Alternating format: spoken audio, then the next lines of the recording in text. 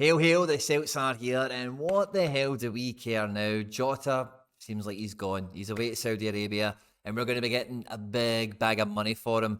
It was magic when he was here. I wish him all the best, and I hope they sell him for even more money, because that's what benefits the club at the end of the day. And it feels like Celtic are wasting no time at all in this transfer market. It feels like Rio Hatate might not be too far behind Jota as well in leaving the club, and I think all this ammunition is what's going to be what funds the replacements. I've said on the channel previously, I do think the 35 million transfer kitty that we've reportedly got is the gross figure. So if we're going to sell Jota for 25 up front or whatever it is, I don't think that makes a difference. But you never know. Stranger things have happened. I'm not sure if Leopards have changed their spots. Celtic have definitely never changed their hoops. Let's see if the board changed their transfer policy. Now, this is the best 11 as I kind of see it at the moment for Celtic. I've blanked out the goalkeeper and Joe Hart because with the amount of money we've got available, it's very hard to imagine that we don't buy a goalkeeper in this window somehow. Carter Vickers, of course, definitely the best centre-back at the club. You don't need me to walk you through the rest of the team. I've blanked out left-back here because I did say in my video last week when I was saying who I would go and buy, I could feel in the water, I could feel it in the air that somehow a left-back was going to be on the menu for the manager, and a lot of the rumours and a lot of the murmurings going around is that a left-back is something that we're looking for. So if we are going to get a brand new left-back in, I can see this being a spot where we need to spend considerable money, like 7 million quid, to get somebody like Alistair Johnson. We're not linked to anyone. If you want to see who I think we should get, there's a video linked in the description of this video. I'll try and pop it up in the top of the screen somewhere if you want to go and check that out. Now, we've already signed Thiago Holm, and I said when he signed, if you go and look at this guy's data and his heat maps and all that kind of stuff, he firmly falls into the same area of the pitch as Rio Hatate, so we might have a little bit of an heir apparent in there. Now, I will be disappointed if he is meant to fully replace Rio Hatate, because at Valerenga, he has not got the experience that Hatate earned at our club last year, winning trebles, playing in Champions League group stages and such, and I think we need somebody with a bit more, to just feel a bit more confident going into Europe. But hey, I'm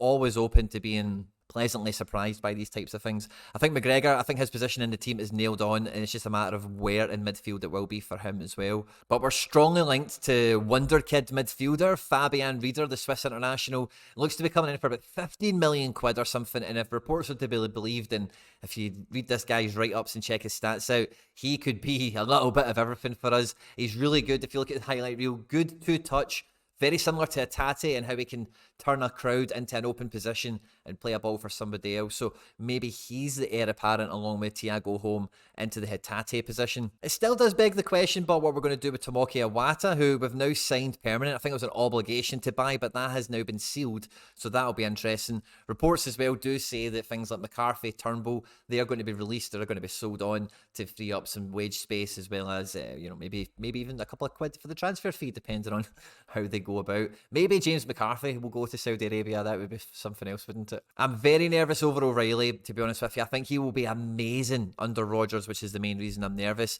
I don't think he's, again, similar to Jota, I'm a wee bit surprised Jota's left, but it's because there was no big European speculation. I don't think he or O'Reilly, he being Jota, have done enough to warrant a big mega money move within Europe. So I hope that means we can keep O'Reilly for the Champions League group stage, and he can go and make his transfer value in that group stage. Unfortunately, we'll be losing Jota, and that might be Abada's gain. That could be Daizen Maeda's gain as well, because both of them will feel infinitely more confident in their standing in the squad now that Jota's gone, because Jota is first name on the team sheet along with Kyogo in that forward line, which only leaves one spot for both of the gentlemen I'm talking about, as well as Haksabanovic, who does fancy himself a bit more in attacking mid, so maybe he's a bit of cover for O'Reilly. And Marco Tilio, who we've picked up, who by all accounts is two-footed, can play both wings, so he's very versatile and a good kind of rotation piece there. So it feels like a lot of the wing positions are gone, but we're definitely, if you look at this squad and all the iterations that we have, we are missing magic. But guys, if we are going to really change our transfer policy and we're really going to push the boat out, I don't know if it's a transfer or a loan. I hope to God it's a transfer, but we are linked to Carlos Borges at Man City. Now, this wonder kid has been on my radar for about 2 or 3 seasons. He only just rocked into Man City last season and killed a lot of records that they had and was on amazing form. So many players that were in this squad, please don't write it off, are guys like Romeo Lavia, who went on to play last season at Southampton to a very good level. Actually, Southampton signed about 4 guys out of that team for last season. Tino Livramento, I think he might have been Chelsea actually. Dozie, I think he was a Man City guy. And there was somebody else, there was a few of them. And over the years, as we know, they've produced a lot of talent to filter throughout Europe. And he could give us that little bit of stardust, that little bit of magic in the boots that we're definitely missing without having Jota. And he's predominantly a left winger, can play a little bit of both, and I would definitely back Brendan Rodgers to help move him up a level. But I think the way he plays along with Abada, they're very, very Brendan Rodgers wingers. I could see us keeping Abada and him along with Borges. This could be a front three that really kills a lot of teams. This is so exciting to look at. If we slide Rieder in here along with McGregor, like this just feels like a really good team. Now, I would like a bit of an upgrade in centre-back, another player to come in and push Carter Vickers as well as Starfelt. Somebody ideally, as you've heard me say on the channel before, with a left foot, and it feels like goalkeeper, because if this is how direct and how, you know, these guys will be playing high and wide, and they'll have the option to tuck in as well if this is the sort of fullback profile we're going to have. And guys like Rieder, the way he looks, and McGregor, what we know about him, we're going to end up in this kind of position a lot, and having a goalkeeper that can help us cycle the ball from left to right successfully with minimal passing and good accuracy, or right to left depending on what's going on, is going to be very valuable to us domestically, and will help us in Europe, because again, every player on the pitch, you want them to be as good at football as possible, and it's very underrated and undersold at Celtic how valuable that is for us in levelling up, because it's the confidence it also gives the defence. And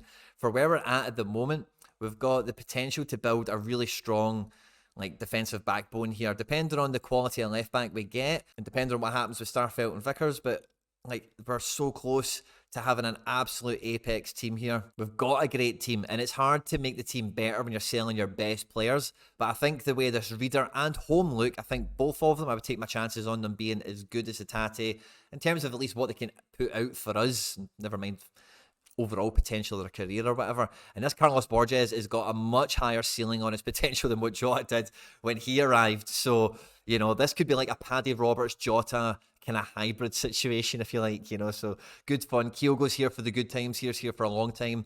And Matt O'Reilly, I think we can, if we can hold on to him, that Kevin De Bruyne role he can find himself playing in, I think will suit Rodgers down to the ground. We'll get a great tune out of him all season, and along with guys like Abada, and you know, I think we're on to a great thing at the moment. Now, we do have a lot of money, and there is maybe still, like I say, a left back in another position still to buy. It's an exciting time, guys, and it's great to see that we're being ambitious and on the front foot in this transfer window. What I want to know from you guys in the comment section is, think the transfer budget will actually be, will all this extra money coming in actually boost the transfer kitty up?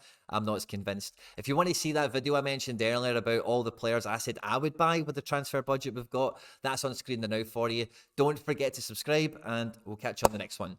Hail, hail.